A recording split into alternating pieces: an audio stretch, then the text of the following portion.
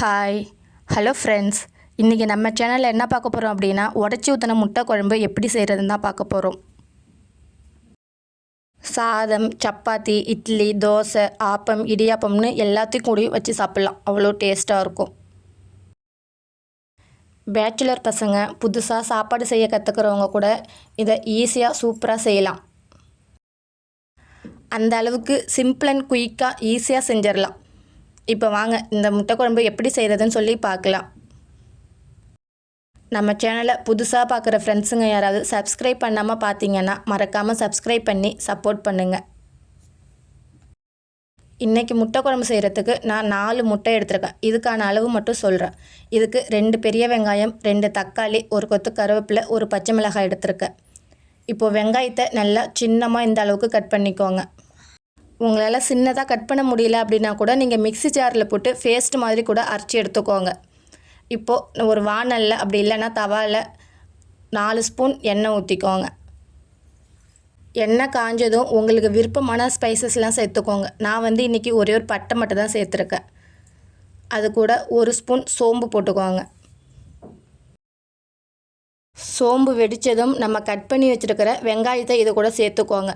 அப்படி ஒரு வேளை நீங்கள் பேஸ்ட் மாதிரி மிக்ஸி ஜாரில் போட்டு அரைச்சிருந்தீங்கன்னா அந்த பேஸ்ட்டை இப்போது சேர்த்துக்கோங்க.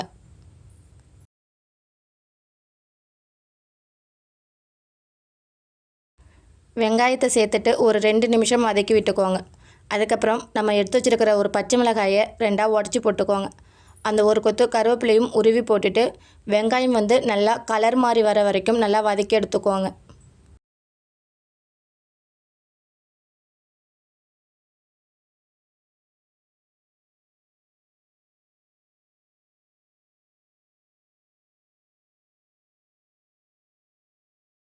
வெங்காயம் இந்த அளவுக்கு கோல்டன் ப்ரௌன் கலர் மாறி வர வரைக்கும் வதக்கி விட்டுட்டு நம்ம கட் பண்ணி வச்சுருக்கிற தக்காளியும் சேர்த்து வதக்கிக்கோங்க.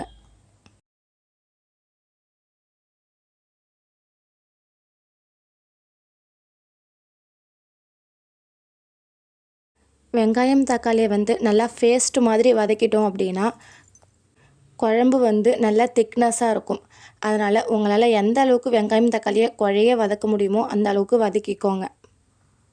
நம்ம எப்பவுமே வெங்காயம் தக்காளி சீக்கிரமாக வதங்குறதுக்கு உப்பு சேர்ப்போம்ல, அதனால் 1 ஸ்பூன் உப்பு சேர்த்து வதக்கிக்கோங்க.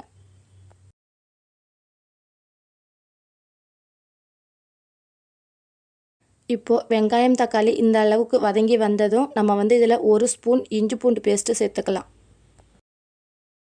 இஞ்சி பூண்டு பேஸ்ட்டுக்கு பதிலாக இஞ்சி பூண்டை சின்ன சின்னதாக கட் பண்ணி கூட சேர்த்துக்கோங்க. அதுவும் நல்லா தான் இருக்கும்.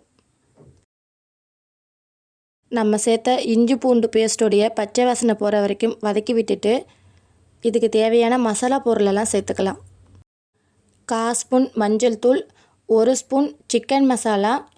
இதுக்கு கலருக்காக நான் ஒரு 1/2 ஸ்பூன் காஷ்மீரி மிளகாய் தூள் சேர்த்துருக்கேன். இது ஆப்ஷனல் தான், உங்களுக்கு தேவைன்னா போட்டுக்கோங்க, அப்படி இல்லாட்டி ஸ்கிப் பண்ணிக்கோங்க. இப்போது ஒரு பெரிய ஸ்பூனால் குழம்பு மிளகாய் தூள் சேர்த்துருக்கேன். நம்ம சேர்த்த சிக்கன் மசாலாவுக்கு பதிலாக கரம் மசாலா, மட்டன் மசாலா எது இருக்குதோ உங்கள்கிட்ட அதை சேர்த்துக்கோங்க. அதே மாதிரி பெரிய ஸ்பூனால் குழம்பு மிளகாய் தூள் சேர்த்தோம்ல, நீங்கள் தனித்தனியாக சேர்க்குற மாதிரி இருந்தால் 2 ஸ்பூன் மல்லித்தூள், 1 ஸ்பூன் மிளகாய்த்தூள் சேர்த்துக்கோங்க. இப்போ இந்த குழம்புக்கு தேவையான தண்ணி ஊற்றிக்கலாம். நான் இந்த கிளாஸால் 2.5 கிளாஸ் தண்ணி எடுத்துருக்கேன். மசாலா கரிஞ்சிடாமல் நல்லா வதக்கி விட்டுட்டு நீங்கள் தேவையான தண்ணியை சேர்த்துக்கோங்க. நீங்கள் எத்தனை முட்டை எடுத்து வச்சுருக்கீங்களோ அதுக்கு ஏற்ற மாதிரி தண்ணி ஊற்றிட்டு உப்பு காரம்லாம் இருக்கான்னு செக் பண்ணிக்கோங்க. அப்படி ஏதாவது கம்மியாக இருந்தால் இந்த டைமில் சேர்த்துக்கலாம்.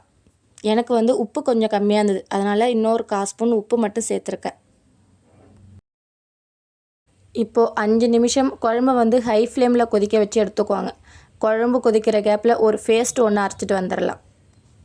ஒரு 7-8 சில் தேங்காய், 1/2 ஸ்பூன் சோம்பு, ஒரு 4-5 முந்திரி பருப்பு, இது எல்லாத்தையும் போட்டு ஒரு பேஸ்ட் மாதிரி அரைச்சி எடுத்து வச்சுக்கோங்க. இப்போது 5 நிமிஷம் ஆச்சு. குழம்பு இந்த அளவுக்கு கொதித்து வந்திருக்கும். லைட்டாக எண்ணெய் பிரிஞ்சு உரத்தில் வந்திருக்கும். இந்த ஸ்டேஜில் நம்ம அரைச்சி வச்சுருக்கிற பேஸ்ட்டையும் இது கூட சேர்த்துக்குவாங்க. தேங்காய் அதிகமாக சேர்க்க வேணாம், ஒரு 7-8 பல் இருந்தால் போதும். அதை அந்த பேஸ்ட்டை அரைச்சி ஊற்றிட்டு குழம்பு மிக்ஸ் பண்ணி எடுத்துக்கோங்க.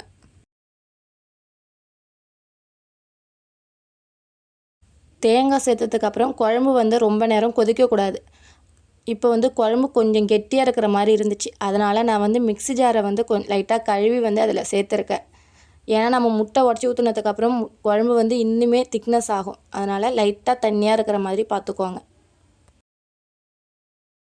இப்போது நம்ம எடுத்து வச்சுருக்கிற முட்டையை ஒவ்வொன்றத்தையும் தனித்தனியாக உடச்சி பார்த்துட்டு நல்ல முட்டையான்னு செக் பண்ணிவிட்டு குழம்போட சேர்த்துக்குவாங்க.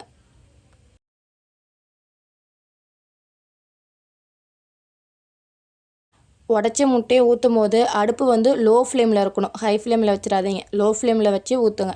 அதே மாதிரி ஒரு முட்டையும் தனித்தனியாக இருக்கிற மாதிரி ஊற்றிக்கோங்க.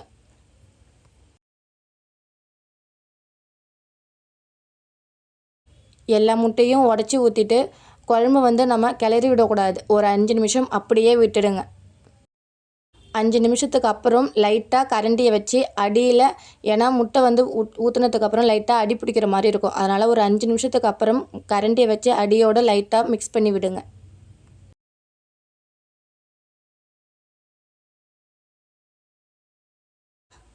குழம்புல முட்டை உடச்சி ஊற்றுனதுக்கு அப்புறம் ஒரு 5 நிமிஷம் வேக வச்சுருந்தா போதும். முட்டை வந்து நல்லாவே வெந்து வந்துடும்.